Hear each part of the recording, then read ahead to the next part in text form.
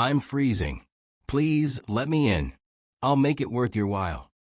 Those desperate words hooked into me like barbs. A poor Apache woman promising payment she didn't have. Out here, in this dead silent winter. The sky over the high ridges of northern Arizona was the color of beaten iron. Flat, heavy, unmoving. It had snowed since dawn, not the kind of soft flurry that dances and fades, but a thick, smothering wall that swallowed the world. The trilene was just a dark blur, and the whole basin wore a blanket of silence, so deep it felt like sound itself had been trapped and buried. The wind didn't howl. Somehow, that made it worse. It slid like a knife through the pines and slipped down into the hollow where a stubborn man could try to make a life. I'm that man, Ethan Vance. I'd been splitting logs since noon.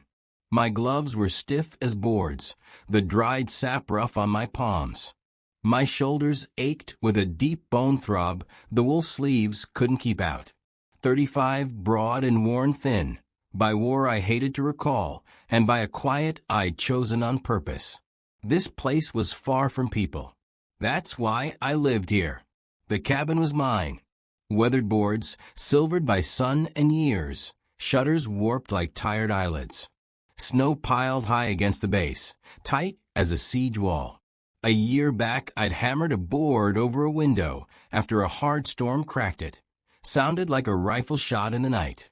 2 years before that, I buried Buster, my old hound, under the sycamore by the barn. Now his resting place was just another rounded hump beneath the white. No neighbors. No visitors. Only trees that never gave in, ice with teeth, and my steady chores. I'd lived here since Sarah died. Almost 8 years.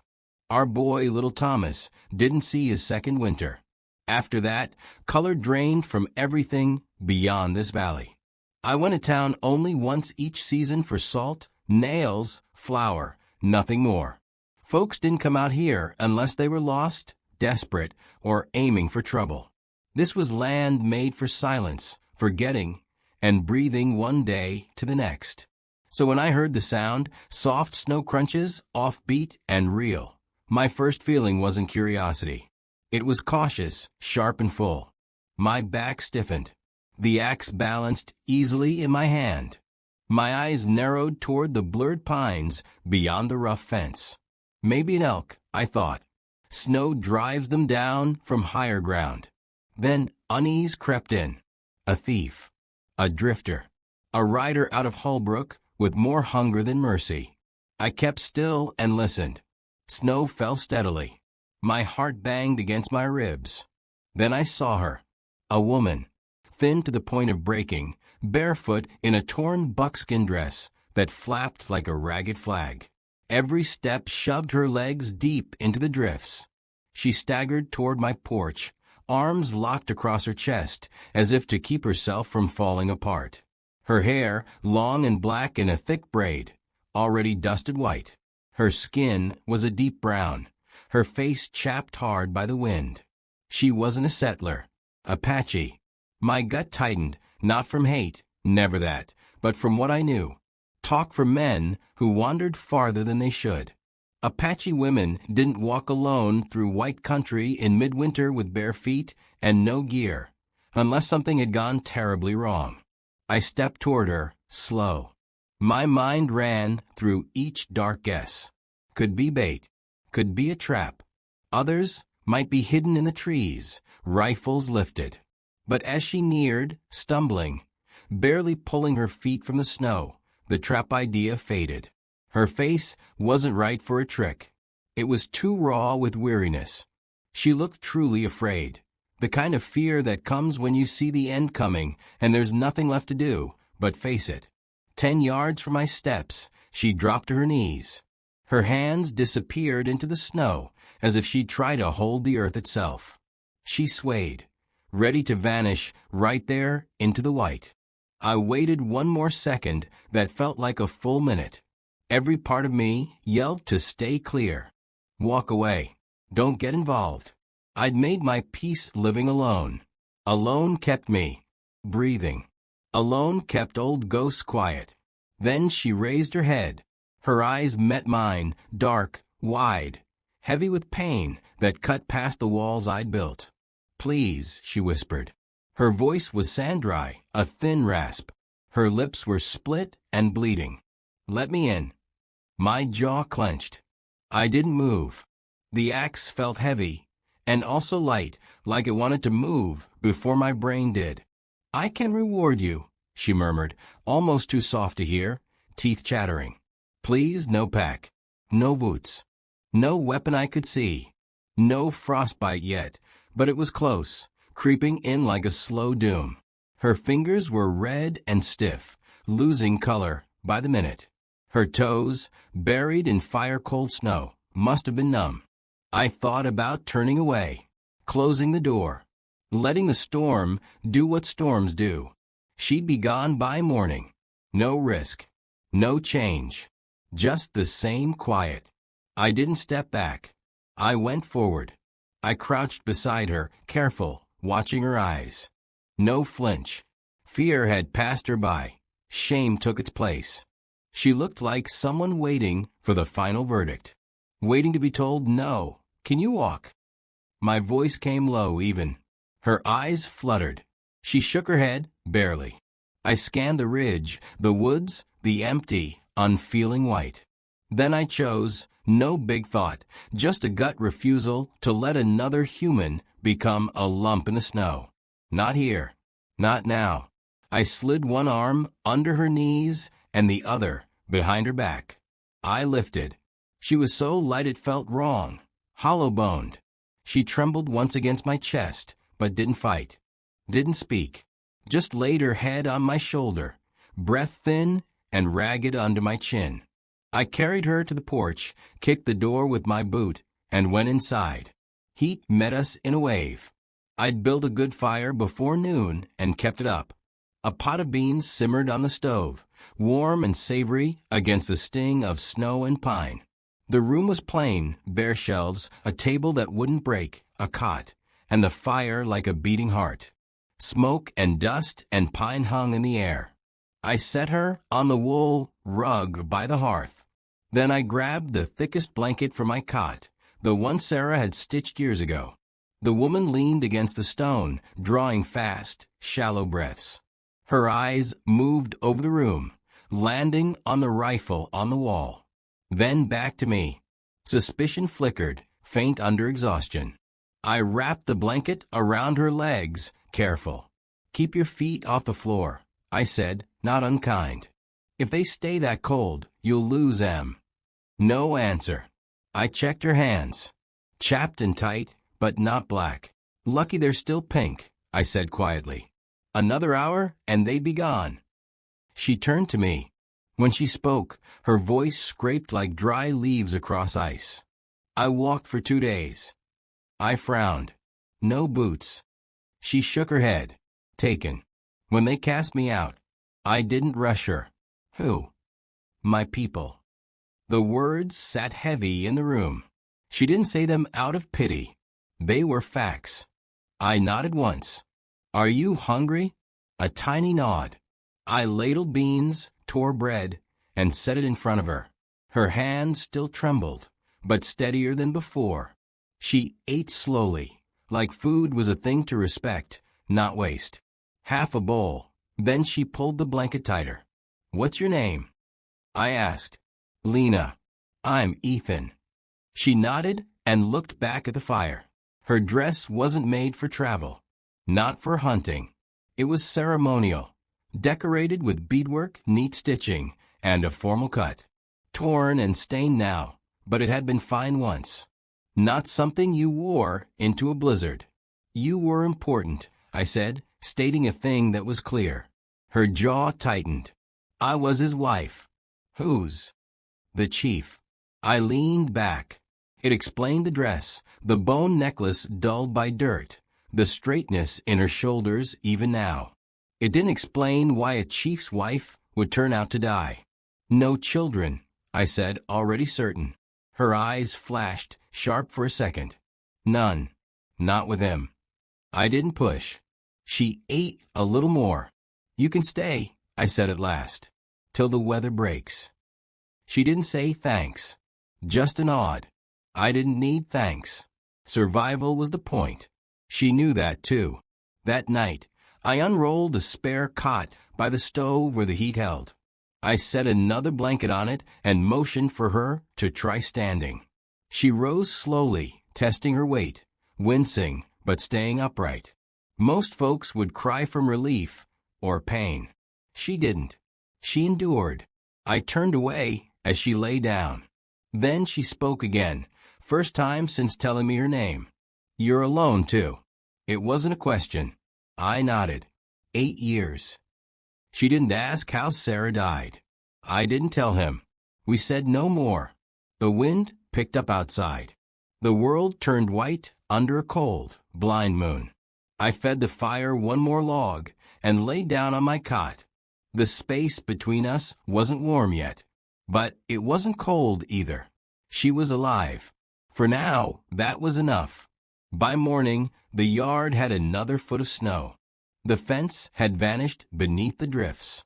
Even the chicken coop was nearly sealed by a wind-carved wall. The sky still hung low, ready to drop more. Up here, cold never leaves quickly. It pressed and pressed until the logs creaked and the water froze if you looked away too long. At dawn, I was outside shoveling a path to the barn. My breath came out in the clouds. Even through gloves, my fingers stung. I checked the cows, tossed new straw, and felt their warm breaths fog the air. You don't rush in this life. You stay steady. Let the chores slide, roofs fall. Wait too long, animals suffer. I hadn't fought through 2 winters up here to lose everything to laziness. Inside, Lena woke to ash scent and beans warming. Her legs burned with a deep ache, but her toes tingled, which was good. She flexed them under the blanket, measuring pain. Her hands were less raw. Her mind wasn't. She looked around again, at the rifle, the ordered way everything sat. Nothing wasted. Nothing pretty, just to be pretty. A man's home. A man who doesn't plan for the company. She stood, slow and careful, and tested her feet. Pain shot up her calves, hot and sharp, but she could stand. She limped to the stove, steadying herself on the table, and tried to ladle food. You should have waited, I said, closing the door with my boot and shutting out the cold wash. She didn't turn. I'm not helpless. Her voice was still rough, but a quiet backbone ran through it. Doesn't mean you're not hurt. I unwound my scarf, washed my hands in cold water that bit like teeth. I can do small things. All right, I said. Just don't fall. We ate together at the table, still quiet, but a better kind of quiet. Practical. We shared space without pushing. Halfway through, I asked what I'd been turning over since midnight. Where were you going? I wasn't. I frowned. Then what? I just walked. Into a storm. Barefoot. No food. I wasn't meant to live. The room went still. I didn't ask the next question. She'd already answered it. They cast you out, I said. She nodded. It's what's done. I stared at the tabletop grain. I'd seen cruelty. But to turn your back on someone for not giving children, and in winter, no boots, no food. Let snow do the killing? That cut against the way the world should be. You don't sound like someone who quits, I said. I didn't want to die, she said, without a wobble. I accepted it. There was no right thing to say. I cleared the bowls. You can stay, I repeated firmer. As long as you need. Now she looked straight at me, eyes steady, searching for a lie or trap. I held her gaze. I never promise what I can't keep. That afternoon, she asked for a knife. My hand moved to the blade on my belt without thinking. Why? My hair. She touched the frayed end of her braid. It's dirty, tangled. I don't want the past on my back. I understood. I handed the utility blade. She sat by the fire to do it alone. Later, I saw the thick braid on the floor close to the coals. She'd cut it to her shoulders, clean and even. Her eyes were calmer after. That evening, she peeled potatoes while I salted meat. Her hands were sure, not soft hands. She'd worked, skinned hides, started fires, cleaned games. No idle life. When the fire burned low, she asked, barely above a whisper, "Did your wife die here?" I stared into the embers. My jaw set with a familiar ache. No. Fever. Down in Holbrook. My boy caught it too. She nodded, gaze on the coals. You stayed here after. There wasn't anything left there worth staying for. Silence again, easier this time. You're not like most white men, she said at last. I didn't answer.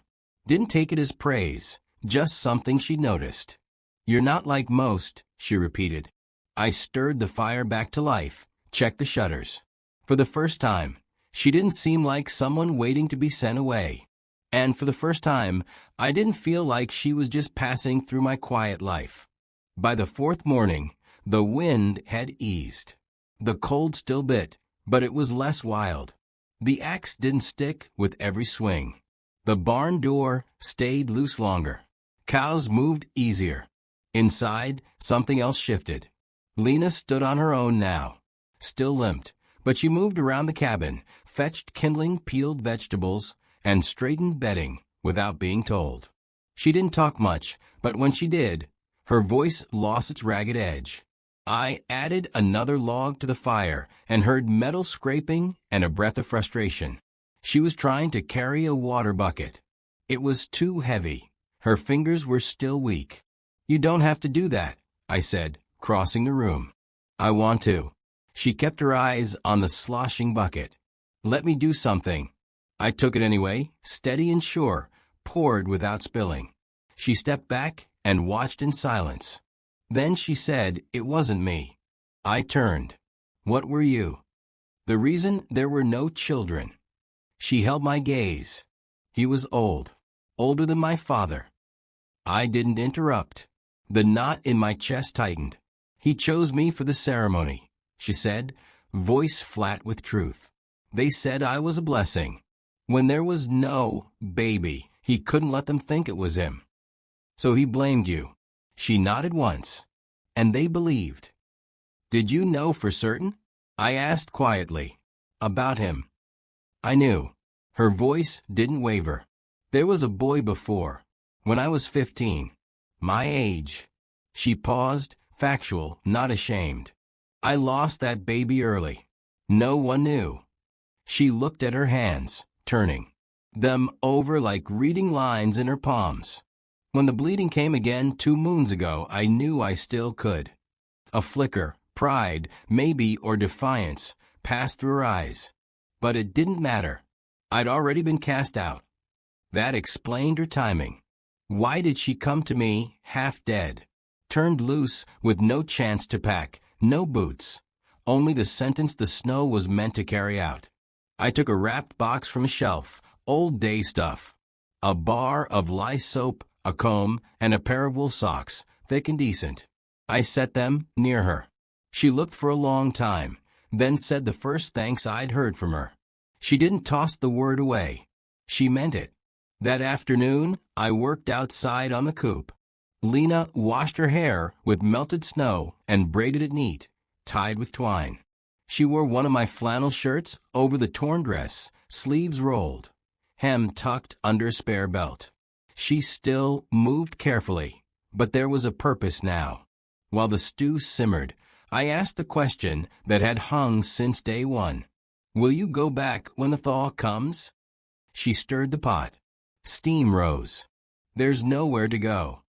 Your tribe. They're not mine anymore. She didn't explain further. I didn't push. You've been here a long time, she asked after a bit. 7, 8 years? Why? After the war, I came west for land and quiet. I got both. Did your wife like it here? She never saw it. I was building when she died. Lena sat across from me. I'm sorry. I nodded. You're not the only one who's lost. We ate with less silence between us. She asked about the cows, the garden. I showed her the cellar and the smoke meat, jars lined up like soldiers. We spoke practical, work, supplies, winter tricks. Not feelings. That's a language we both understand better. Before bed, she stood at the window. Snow drifted like sifted flour. Spring's far off, I said. But if you stay through it, I'll help you build something. She turned. What do you mean? A shed or a room off the cabin. Your own space. Doesn't have to be temporary. Her eyes weighed my words, not surprised, just careful. You're offering me a place.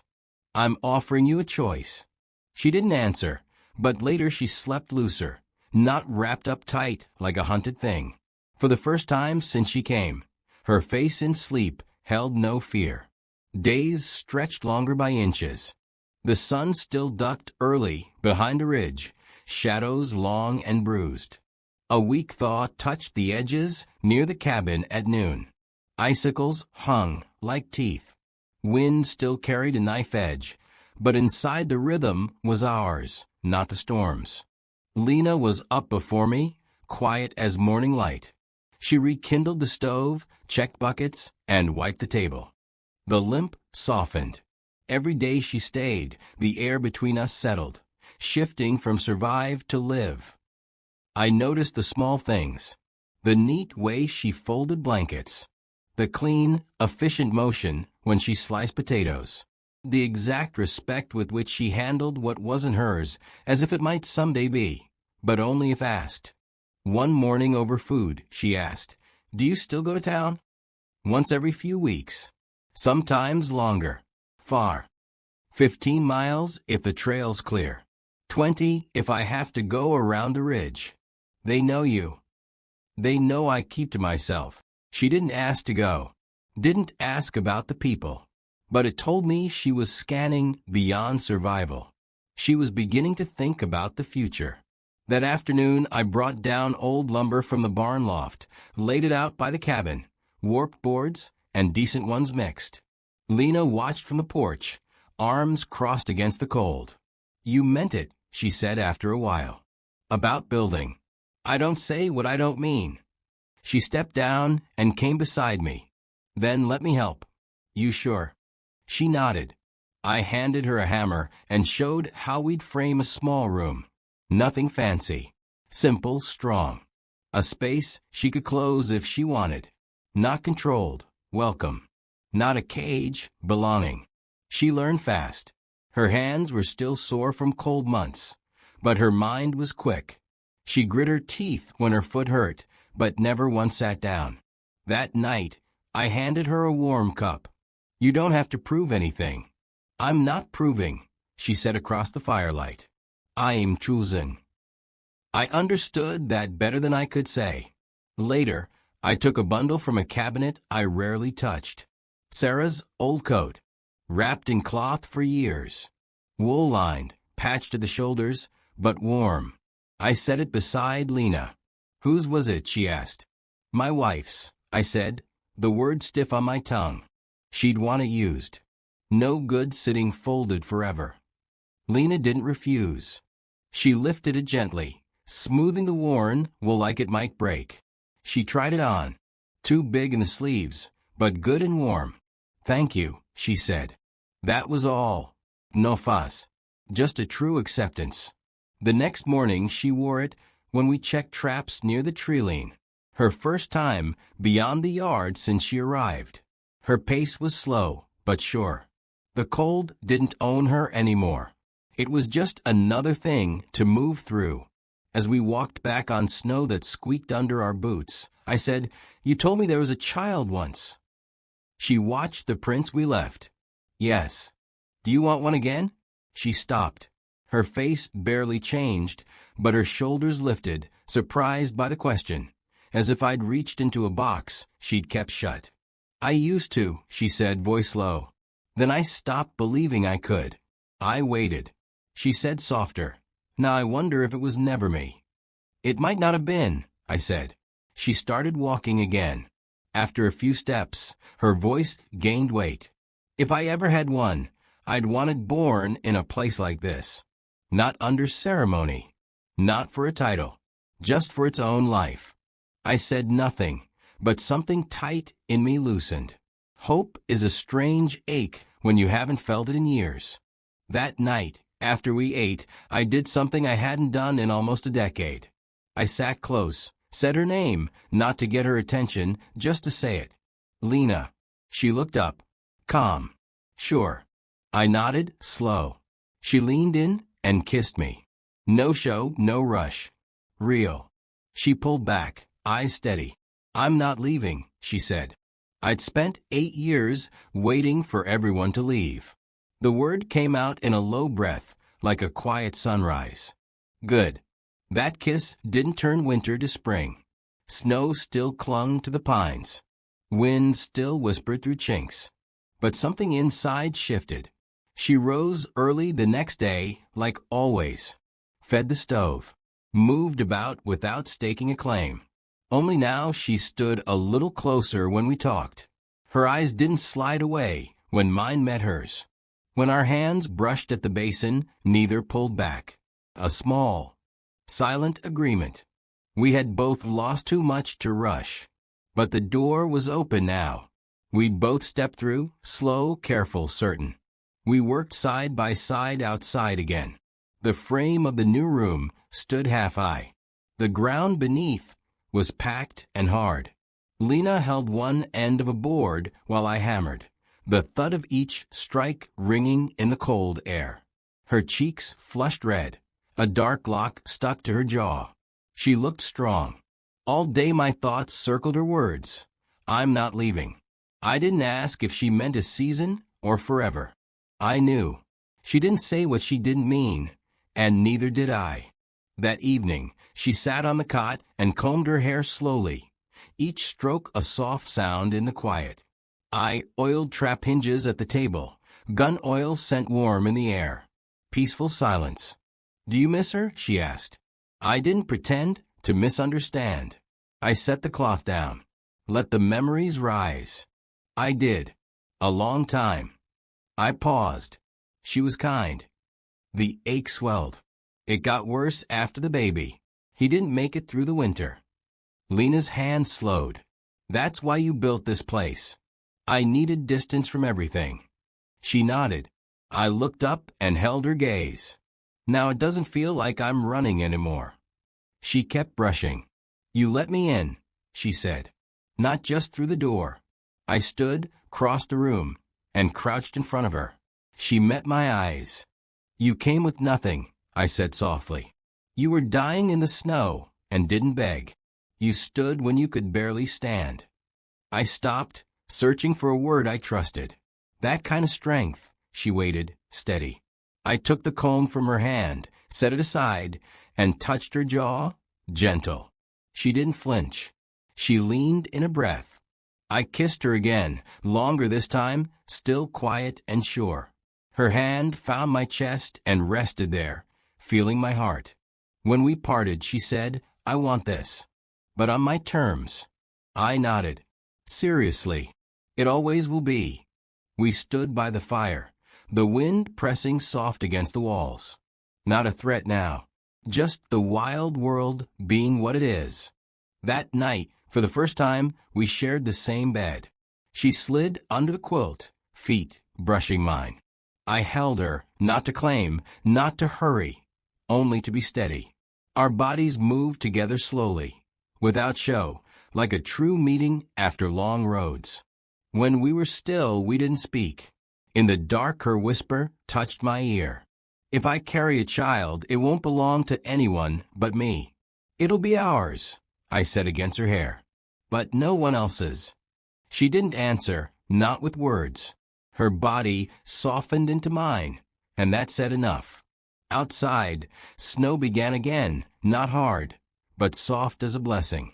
For the first time in a long time, neither of us felt cold. Days grew lighter by small degrees. Frost melted off the panes by noon. The roof started dripping at the warmest hour. Hens laid more often. Cows stamped and snorted early, ready for pasture. The pines shrugged their loads in white showers after each gust. Inside, stillness stayed, but now it moved with life. Lena's middle had begun to change. Nothing big yet, but a new weight at her center. She didn't talk much about it. She never did.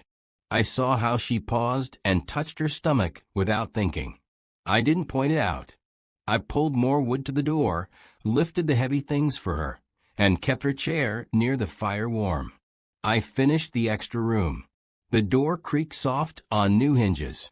The floor smelled of fresh-cut pine.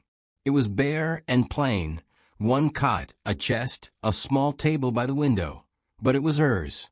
Not for what she could do. Not for the ceremony. For her. She stood inside one morning, eyes tracing the rough boards. I leaned on the frame. "I can put a small shelf here," I said. "If you want." She looked at me. "You built this for me. I won't ask for more." "You don't have to ask," I said. "You live here now." No fancy speech. Just truth, said simple. That afternoon we walked down the slope to a fork in the trail that led toward the Hullbrook trading post. I carried dried meat, a few silver coins, and a folded note. Lena had written the night before, careful and plain. It was for her mother. She wrote only that she had lived, hadn't died in the snow, that she was warm and not alone. No names. No talk of a child. Enough truth to reach the right hands. We tucked the bundle into a hollow stump where traders often pass. Someone would find it, give it where it should go. When we turned back and the stump was out of sight, she didn't look behind her. That night I made venison stew. The cabin filled with rich warmth.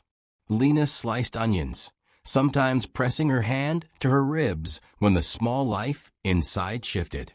It was a quiet flutter then, but real. After we ate, I took down a worn leather pouch. It had been my mother's.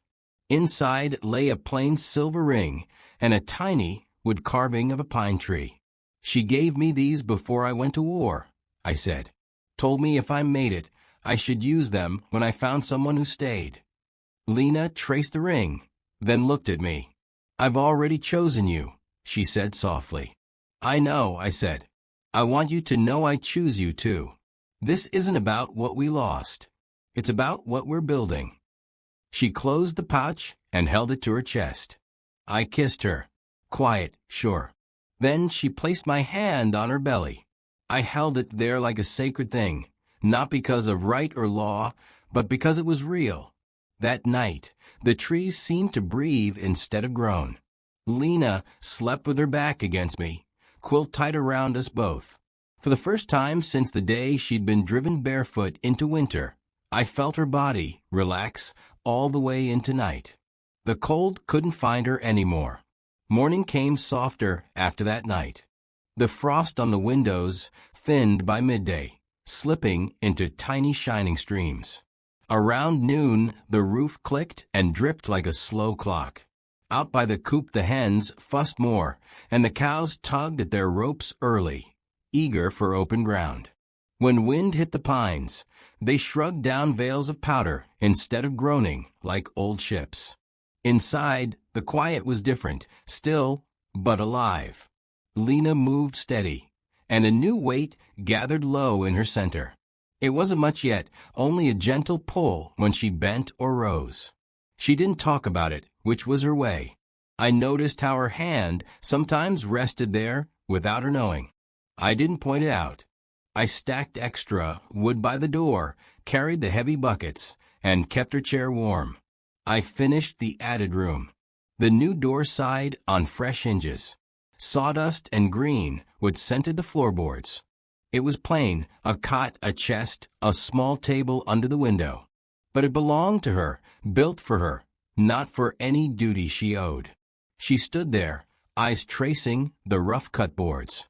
I leaned on the frame and said, "Could put a little shelf there if you want." "You built this for me," she said. "I won't ask for more." "You don't have to ask," I told her, voice even. "You live here now." No fancy speech, just the truth you can hold. That afternoon we walked to the fork where the traders passed. I carried dried meat, a small twist of silver coins, and a folded note Lena had written by firelight. It was for her mother. Simple words. She lived. She hadn't died in the snow. She was warm and not alone. No names. No talk of the child. Just enough to carry her life back to the right ears. We slid the bundle into a hollow stump and turned home without looking back. Later, stew boiled low and rich in the pot. Lena cut onions, pausing now and then with a hand to her ribs when the faintest flutter came. Not much, only a whisper under the skin, but real. After supper, I took down a worn leather pouch, my mother's.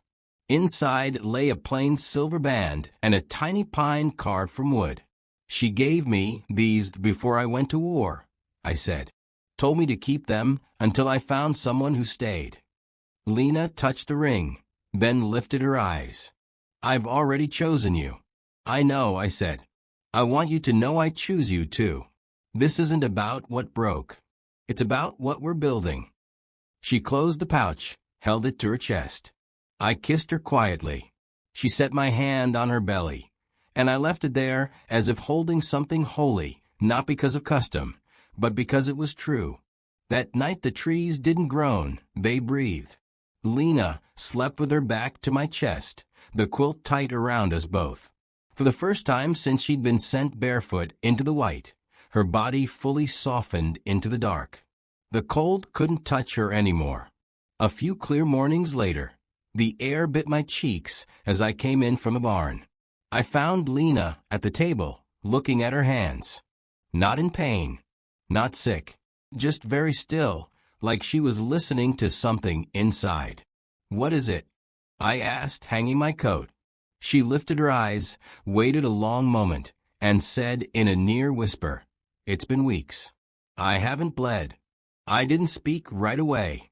I looked at her, then nodded once. You're sure? Yes, she said, low but certain. We sat with it. Silence can be heavy or kind. This was both. I pulled out a chair and sat beside her, steady. You feel all right? Better than I imagined, she said. No sickness. But I can feel different. Deep.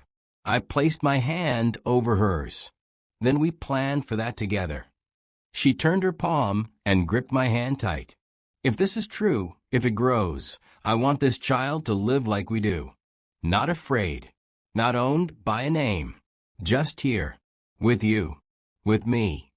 That's what we'll do, I said, like a post set firm in the ground. We didn't rush into talk of names or blessings. Next day, I braced the window frames on the new room and packed extra insulation in the joints. I didn't say what it was for. She knew.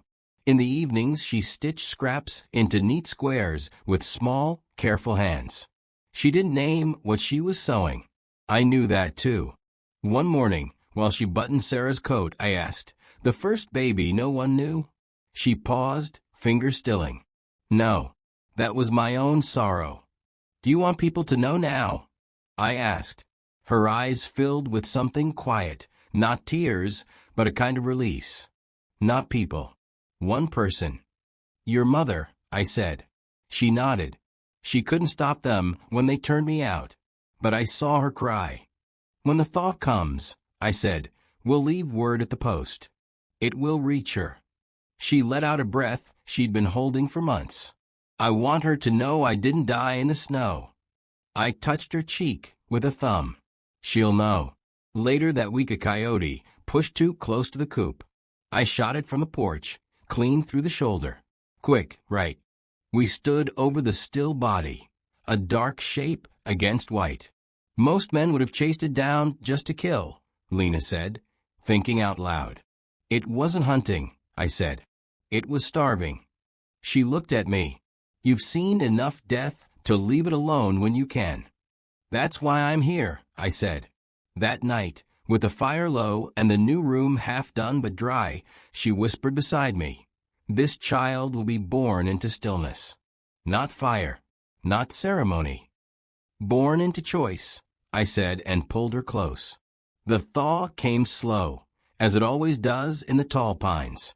Not with a rush, but in signs, sap gleaming along bark like clear tears, icicles biting shorter every day, the roof giving a steady noon drip like a lullaby. Snow held on in the deep shade, but the sharp edge of winter wore down. Birds returned in pairs, cautious but hopeful. Squirrels skittered across thin limbs like they'd been waiting all year. Inside, the stillness lived but didn't weigh. Lena's belly rounded now, plain to the eye. She took breaks between tasks. Sometimes she stood by the open window, one hand on the frame, the other resting over the curve, protective without thinking. I said nothing. I just hauled more wood, kept water warm, and made sure her chair took the best heat from the stove. The new room was done, and she began to make it her own. She mixed plant dyes and brushed. Faint color along the wood, soft earth tones that warmed the space without shouting. I built the little shelf I'd promised. She set the tiny pine carving on it, and it looked right, the way small true things do. We walked to the ridge one noon when the ground showed dark patches under the melting snow. From there the basin spread below us, damp and waking. I pointed to fresh blooms by the creek. Lena pinched a sprig of wild mint and breathed it in. A small, easy smile tugged at her face. The first open smile I'd seen from her, not guarded, not hard-earned. Just joy. On the way back, we stopped at the stump where we'd left her letter. The hollow was empty. In its place lay a narrow sash of woven cloth, deep red, the same thread used in her old lodge on sacred days. She lifted it with both hands, fingertips traveling the pattern like it could talk. "She got it," Lena said, voice thick but steady. "Is that good?" I asked. She nodded, relief washing over her like warm sunlight. "It means I'm not a ghost." I remembered. We walked home in a quiet that healed. That evening she cooked the last winter carrots into the stew, so it tasted sweet and bright. The child pressed strong once, and she braced the table, a soft breath catching. I rose and stood behind her, hands steady on her waist.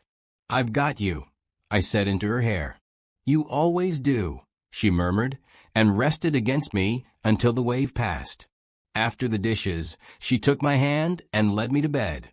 In the warm dark, she said, "You never asked if I wanted to marry you."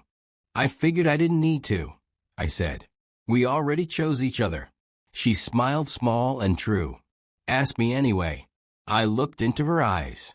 "Will you be my wife?" She nodded once. "I already am."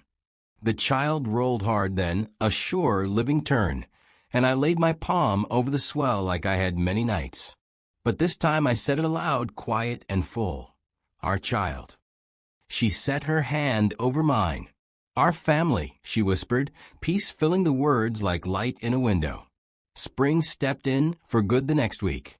Buds burst into soft green, and the hens clucked in fat circles across the yard, bossy and pleased. The cabin didn't feel like a hideout for a broken man anymore.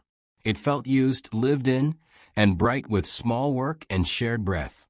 Lena's work basket waited under the table. My shirts dried beside her wraps on the line. The little room I built wasn't a side place now. It was part of the home, a room that said, "Stay," without demanding anything. Lena moved slower, belly round and steady, and I matched her pace without saying it. We did our chores like a dance we'd learned together. I chopped and carried. She cooked and mended. When she needed the chair, it was already warm. When I needed the hammer, it was already by the door. No speeches, just care. One crisp morning, I brought a basin of warm water and a soft cloth and set them by her feet. She looked up and said very quiet, "You never asked for any of this." "I didn't have to," I said, meaning every word. "You came." "Are you ready?" she asked, searching my face. "I'm not afraid," I told her. "That's enough." She guided my hand to the round of her belly. The child didn't flutter this time. It turned, slow and strong, like a river moving under ice. I didn't say a thing. I nodded once, and she knew. We kept walking to the ridge, now, and then to see the valley wake.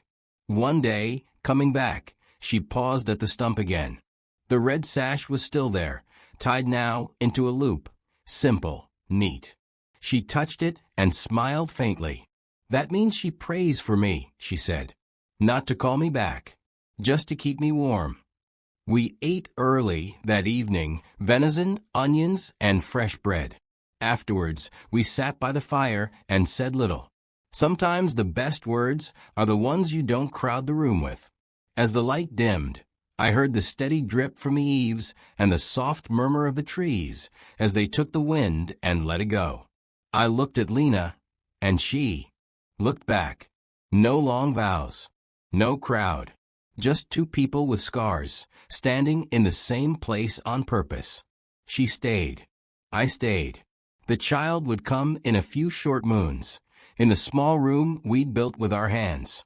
There would be no casting out here. No taitos. No tests. Just presence, choice, and care. For the first time in both our lives, that was enough. The story of Ethan and Lena is a quiet kind of brave. In a hard winter and a hard world, one small open door changed two lives. When we choose to open our hearts, even after loss, even after being thrown aside, we save more than someone else. We mend pieces inside ourselves. No one is meant to live as a ghost or be left in the snow. Sometimes a new life starts with one simple act, letting someone in and making space for them to stay. If these frontier tales speak to you about grit, grace, and second chances, hit subscribe. You'll find more true-feeling stories of courage, conflict, and unlikely heroes. Tap the video on screen for a twist you won't forget. One of the strongest Wild West stories we've ever told. Press play and ride along, whether you want thrills, tears, or a quiet triumph that lingers after the fire goes out.